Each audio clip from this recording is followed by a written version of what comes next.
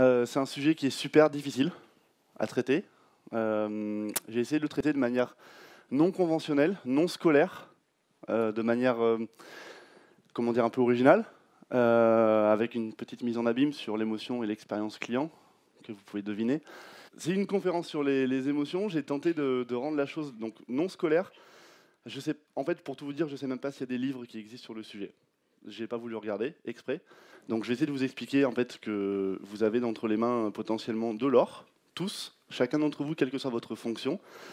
Et ce sujet qui était très difficile à traiter et aussi de manière très surprenante m'a conduit, et je vous l'avoue avec une petite honte, plusieurs fois dans mon bureau à me retrouver avec un paquet de Kleenex, avec les larmes aux yeux, parce qu'il y a des sujets qui sont super intenses. Je vais essayer de vous en parler aujourd'hui. Comment est-ce qu'on fabrique un peu des émotions? Comment on fait? On est là dans notre entreprise au quotidien. Donc là-dessus, ça va être ma vision du sujet, encore une fois. Je ne suis pas prof en émotion client. Je ne sais pas si ça existe comme matière. C'est ma vision du sujet. Je vais vous commencer par vous poser une petite devinette, pour voir si vous êtes un peu astucieux. Comment est-ce qu'on peut générer une expérience client positive sans dépenser un seul centime? Est-ce que quelqu'un a une idée? Il y a une technique simple. Pour générer vraiment une émotion positive, under-promise et over-deliver, comme disent nos amis américains. C'est une technique extrêmement simple qui permet de construire un truc génial qui s'appelle la confiance. Et ça coûte pas cher. En fait, pourquoi ça marche? Parce que l'expérience client n'est pas basée sur ce qui se passe pour de vrai, elle est basée sur ce qui se passe pour de vrai, comparé à ce que le client s'attendait à vivre. Parce que non seulement, du coup, l'expérience client, c'est ce à quoi vous attendez, et la réalité, c'est ce qui se passe vraiment, mais surtout que en faisant de under-promise et over-deliver, ce que vous créez systématiquement, c'est de la confiance. Et il se trouve que la confiance est l'argument de vente le plus puissant qui existe. Quoi que vous vendiez, si l'acheteur n'a pas confiance, de toute façon, il ne l'achètera pas. Deuxième grand principe pour créer de l'émotion, c'est le storytelling. Ça vous parle? Non?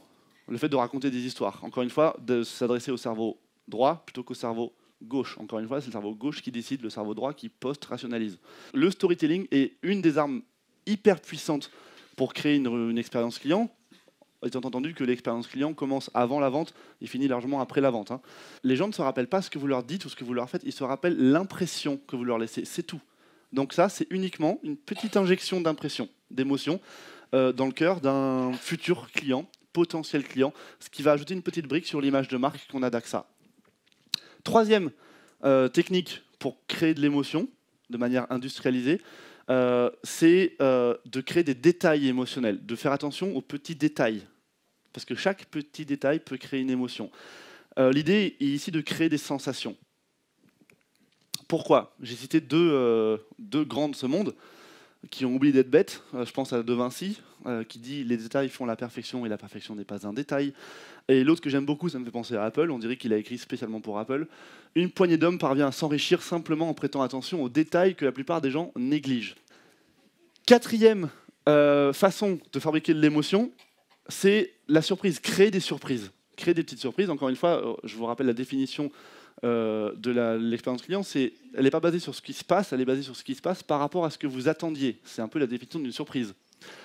Encore un petit principe, le cinquième et avant-dernier. Vous l'aurez deviné, c'est facile. Internet a changé quelque chose d'incroyable, c'est la question du timing et des espaces-temps, la réactivité. À quoi ça sert d'être réactif aujourd'hui? Ça permet de construire de l'attention. Vous montrez au client que vous avez cette attention à lui. L'espace-temps du client n'est pas le même que celui de l'entreprise. Et à l'heure d'Internet, c'est intolérable. C'est juste intolérable. L'idée en fait de ce principe de réactivité, c'est de synchroniser votre espace-temps avec celui de votre client, qui ne supporte plus d'attendre. C'est un autre avantage, c'est que vous créez des contre-feux. Avant qu'un bad buzz puisse partir, vous l'éteignez en étant réactif. Vous ne laissez pas le temps au web de faire ce qu'il sait très bien faire, à savoir s'emballer. Et dernier principe très important, c'est l'exemplarité. On ne peut pas demander à une entreprise d'avoir une expérience client incroyable si, du haut jusqu'en bas, les gens ne sont pas exemplaires. En fait, les dirigeants, notamment les managers, sont les premiers ambassadeurs de la promesse de marque et de l'expérience client. C'est ça l'importance aussi de l'exemplarité, c'est que le top management doit porter l'expérience client en top priorité. Je vous remercie, ça fait 1h10.